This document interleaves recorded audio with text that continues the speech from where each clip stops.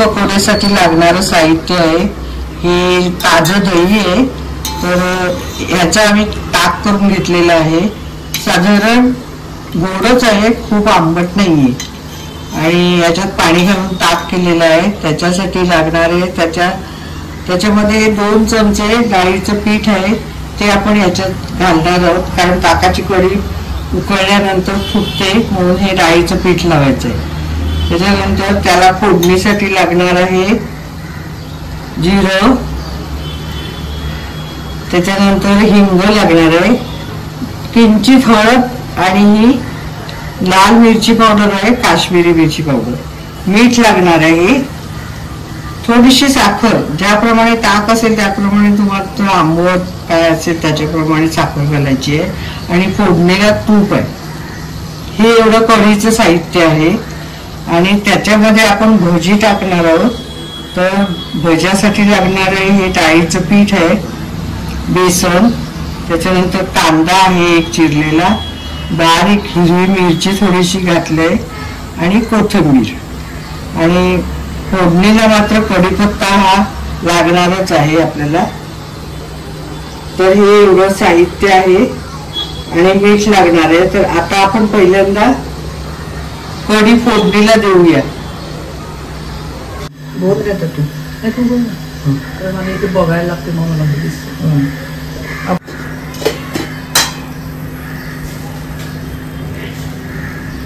त्याच्यामध्ये आपण जिरं घालूया, लगेचच हिंग घालूया, आणि कढीपत्त्याची पानं,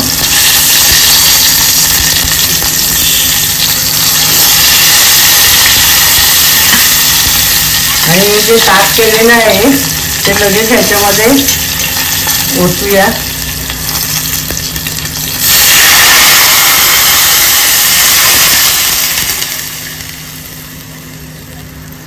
आणि आपण जे डाळीमध्ये पाणी घातलेलं आहे ते आपण आता ह्याच्यामध्ये घालूया, म्हणजे कढी फाटणार नाही।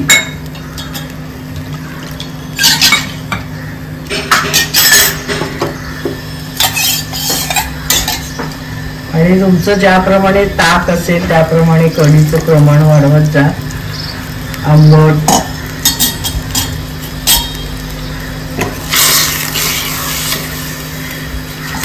आता याच्यामध्ये आपण अगदी थोडीशी हळद घालूया, आणि मिरची पावडर,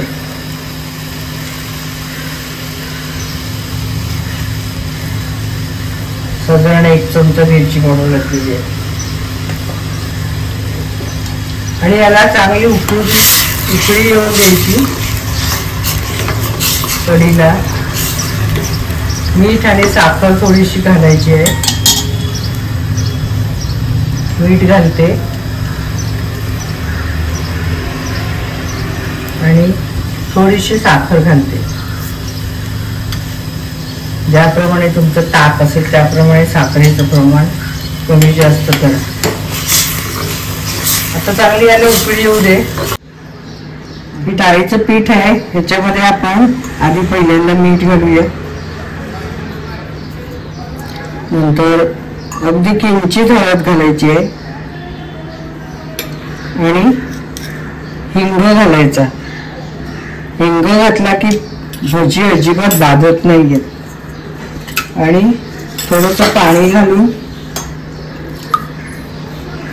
थोडंसंच पाणी घालायचं, आणि हे पीठ आपण फेटून घेऊया।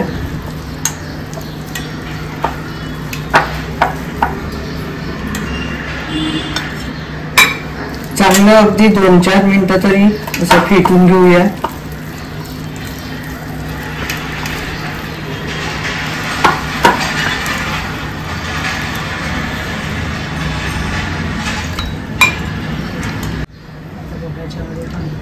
आता याच्यामध्ये आपण कांदा घालूया, मिरची, हिरवी मिरची, आणि कोथिंबीर, आणि असं चांगलं मिक्स करून भज्याचं आपण तयार करूया.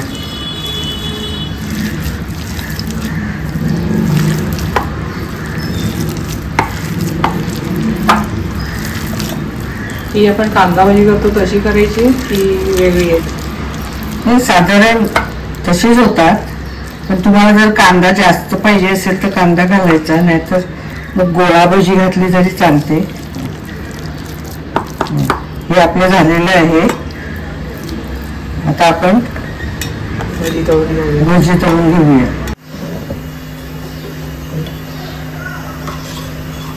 आपली ताकाची कढी तयार आहे.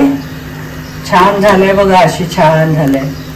तर आता आपण भजी करून घेऊया आणि भजी झाल्यानंतर त्याच्यामध्ये घालूया.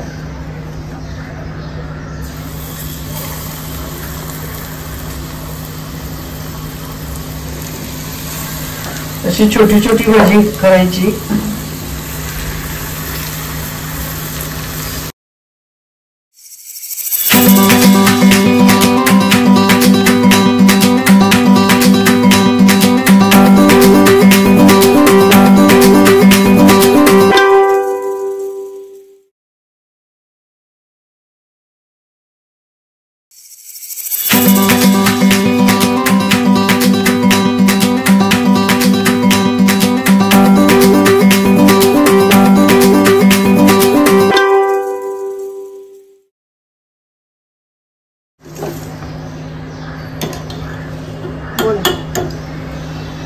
आपली भजी तळून तयार झालेली आहे. आता आपण गॅस चालू करूया आणि ही भजी त्याच्यात सोडू.